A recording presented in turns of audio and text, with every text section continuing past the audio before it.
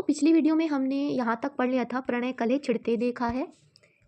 प्रणय कले छिड़ते देखा है हमने पिछली वीडियो में पढ़ लिया था, वो हमारा फर्स्ट लेक्चर था। और आज की इस वीडियो में हम अपना पूरा जो ये चैप्टर है ये कंप्लीट कर लेंगे, इसकी सप्रसंग व्याख्या कर लेंगे।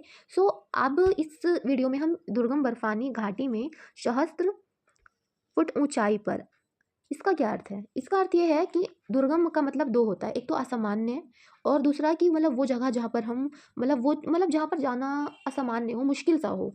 तो कवि यहाँ पर बताते हैं कि मतलब ऐसी दुर्गम जो असामान्य बर्फों की घाटी है, असामान्य बर्फों की जो घाटी है वो मतलब सैकड़ों सहस्त्र मतलब सैकड़ों फुट ऊंचाई पर है। वहाँ पे बताते हैं, दृश्य बताते हैं, you have to imagine this. अब कवि कहते हैं अलग नाभि, अलग का अर्थ होता है मतलब अदृश्य। अलग नाभि, अदृश्य नाभि से उठने वाले निज के ही उन्मादक परिमल के पीछे धावित होकर, धावित मतलब पीछे भाग भाग कर, तरल तरुण कस्तूरी मर्ग, मर्ग मतलब हिरण और तरुण मतलब युवा, अपने पर चिढ़ते देखा है। इसका क्या तात्पर्य है? अब majority of you might not know about it, but आप शायद जानते हो कि कस्तूरी एक हिरण होता है। कस्तूरी हिरण की जो नाभि होती है उसमें से एक ब्यूटीफुल और एक वेरी इंटरेस्टिंग स्मेल आती है, और उस स्मेल के पीछे दौड़ते दौड़ते वो अपनी पूरी लाइफ स्पेंड कर देता है। बट एट द एंड वो नहीं पा पाता क्योंकि वो उसके अंदर ही है और वो कहीं और ढूंढता है। तो उसी जो कस्तूरी हिरण है उसी की जो ये पूरी बात है, वो अपने पीछे पीछे भागता है अपनी ही स्मेल के पीछे, मिल नहीं पाता, तो वहीं इसी के बारे में लिख रखा है। तो अब कवि बोलते हैं अलग नाभि जो कस्तूरी हिरण है उसकी अदृश्य नाभि से, उसी की मतलब उसी की अदृश्य नाभि से उठने वाला परिमल स्मेल है, सुगंध है, उसी के पीछे वो भाग भाग कर, उसके पीछे मुग्ध होकर वो भागता है। अब जो वो हिरन है क्या वो अपनी ही सुगंध के पीछे पीछे मुग्ध होकर वो भागता रहता है कि वो सुगंध को पाले। ठीक है, वो मर्ग मतलब हिरन, वो जो कस्तूरी हिरन है वो उसी के अदृश्य नाभि से उठने वाली सुगंध के पीछे मुग्ध होकर भागता है। पर आखिर में जब उसको नहीं मिल पाती वो सुगंध, तो वह अपने ऊपर ही चिढ़ता है। और कवि ने उसको ये देखा है करते हुए। अब यहाँ पर भी कवि जब अपनी कविता ये लिख रहे हैं तो कवि को कालिदास याद आते हैं। कालिदास भी कवि हैं। अब वो कालिदास की कविता है, कालिदास ने भी एक बादल पर कविता लिखी थी। तो इस जो ये हमारी इतना है, इसके अंदर हम कालिदास के बारे में ही पढ़ेंगे जो कालिदास ने अपनी कविता में लिखा था। तो उसी को थोड़ा सा इलेबोरेट करके, उसी को थोड़ा सा चेंज करके कवि ने यहाँ पर लिखा है। कवि जब अपनी कविता लिख रहे होते हैं तो उनको याद आता है हमारे कवि क्या कहते हैं, कालिदास आ जाता है, कालिदास याद आ जाते हैं। अब क्या होता है, कालिदास ने अपनी जो कविता में एक यक्ष और यक्षिणी, हस्बैंड और वाइफ होते हैं, पति और पत्नी होते हैं। यक्ष जो होता है वो दोनों, यक्ष और यक्षिणी एक दूसरे से बिछड़े होते हैं।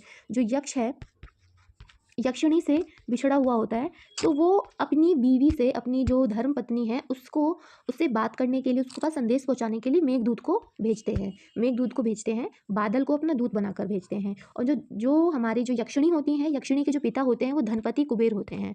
ठीक है, और जो वो पिता मतलब राजा होते हैं, और उनके जो पिता जहाँ पर राज्य कर रहे होते हैं उसको अलकानगरी नाम है उसका। अब ये बहुत आसान हो जाएगी समझने के लिए, अब उसको समझते हैं। अब कवि बादलों के ऊपर ही लिख रहे होते हैं। तो अब वो बोलते हैं, कहाँ गया धनपति कुबेर वे, कहाँ गई उसकी वह अलका, नहीं ठिकाना कालिदास के व्योम प्रवाही गंगा जल का। अब क्या होता है, कवि बोलते हैं कि जो बादल में जो धनपति कुबेर रहता था वो कहाँ है। जब वो बादल को उन्होंने इतनी करीब से देखा है तो पर उनको वो कभी जो धनपति कुबेर है वह नहीं मिलता। वो बोलते हैं कि जो उसकी अलका है वो कहाँ है, वो भी नहीं मिल रही। और कालिदास की जो वो गंगा जल, व्योम प्रवाही गंगा जल है, उसका भी कोई ठिकाना नहीं है। कवि का कहने का ये तात्पर्य है कि आकाश को उन्होंने इतने पास से देखा है कि अब वह जो कालिदास की कविता में लिखा धनपति कुबेर, उनका धनपति कुबेर, उसकी वह अलका और उसकी जो आकाश में रहने वाला जो गंगा जल है उसका भी कोई भी उसका पता नहीं मिलता। अब कवि बोलते हैं, ढूंढा बहुत परंतु क्या लगा, क्या मेघदूत का पता नहीं। अब वो जो मेघदूत है उसको यक्षिणी के पास भेजा गया था, अब वो मेघदूत का पता नहीं चला। वो कवि कहते हैं कि जो ये मेघदूत है उसको वो तो मुझे मिला ही नहीं, मतलब उन्होंने इतना ढूंढा लेकिन मेघदूत का पता नहीं चला। कौन बताए वह छाया में बरस पड़ा होगा ना यहीं कहीं पर।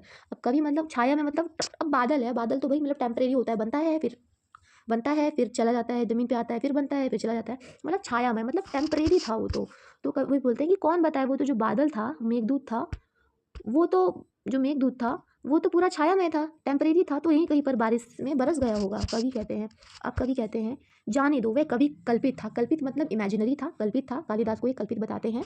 अब ये कहते हैं मैंने तो भीषण जाड़ों में नभ चुंबी कैलाश शीर्ष पर महामेघ को झंझालित झझानिल झंझानिल गरज गरज भिड़ते, 1 सेकेंड, महामेघ को झंझानिल से गरज गरज भिड़ते देखा है, बादल को गिरते देखा है। अब नाउ कवि ये कहते हैं, अब जो कवि को उन्होंने कालिदास को क्या बताया, कल्पित इमेजिनरी बताया, लेकिन वो अपने आप को ये कहते हैं कि मैंने तो असलियत में, मैंने तो रियल लाइफ में, मैंने तो यथार्थ में, मतलब कठोर जाड़ों में कैलाश पर्वत की चोटी शीर्ष, कैलाश पर्वत की शीर्ष जो कि आकाश चूमती है, वहाँ पर बड़े बड़े मेघ हैं, उनको एक दूसरे से भिड़ते भिड़ते झंझालित देख में महामेघ को एक दूसरे से भिड़ते और एक दूसरे से झंझालित होकर टकरा कर गरजते गरजते मैंने उनको देखा है।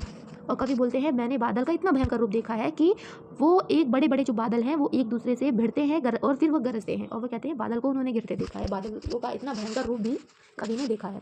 अब कवि कहते हैं, अब देखिए यहाँ पर एक वर्ड आएगा किन्नर किन्नरियाँ। किन्नर किन्नरियाँ वर्ड जो है आदिवासी महिलाओं और पुरुषों के लिए यूज़ किया गया है।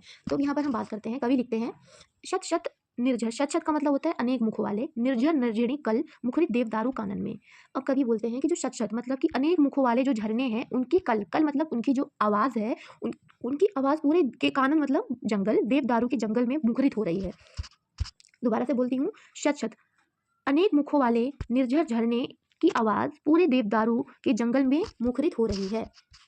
शोणे धवल भोज पात्रों से चाई हुई कुटियों के भीतर, कुटी के भीतर रंग बिरंगे और सुगंधित फूलों से कुंतल को साजे।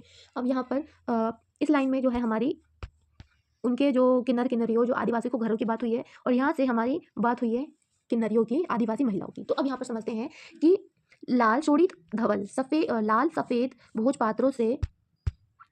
सफ़ेद भोज पात्रों से जो आदिवासियों की कुटिया है, किन्नर किन्नरियों की कुटिया पूरी सज रखी है, छाई हुई है, अर्थात सज रखी है। अब कवि किन्नरियों का चित्रण बताते हैं कि रंग बिरंगे और सुगंधित फूलों से कुंतल को साजे, रंग बिरंगे और सुगंधित फूलों से किन्नरियों ने अपने कुंतल को साजे, अपने बालों को सजा रखा है। इंद्रनील की माला डाले शंख सरीखे सुगढ़ गलों में, कानों में कुवलय लटकाए। अब कवि कहते हैं कि जो हमारी जो किन्नरियाँ हैं, जो जंगल आदिवासी महिलाएं हैं, उन्होंने इंद्रनील नीले पत्थरों की माला अपने शंख सरीखे मतलब पतले सुंदर गलों में डाल रखी है, कानों में जुगले लटकाए। जुगले एक जैसे जो कमल नाल होता है जिसको हंस खाता है, अब उन्होंने मतलब जो छोटे छोटे बीज होते हैं उनको समझिए, उनको कमल नाल की जो माला है, कमल नाल को अपने कानों में लटकाए हुए हैं। पेपर में आप ये लिखिएगा, कमल नाल को उन लोग किन्नरियों ने अपने कानों में लटका रखा है सुंदर बनाने के लिए। अब यहाँ पर जो आदिवासी कार्य करते हैं, आदिवासी क्या खाना वाना तो नहीं खाते, आई मीन कि वो हमारे से पका के नहीं खाते, वो कच्चा मतलब वो एक असामान्य चीज़ें करते हैं जो हमारे लिए very very difficult to do and we can't do it.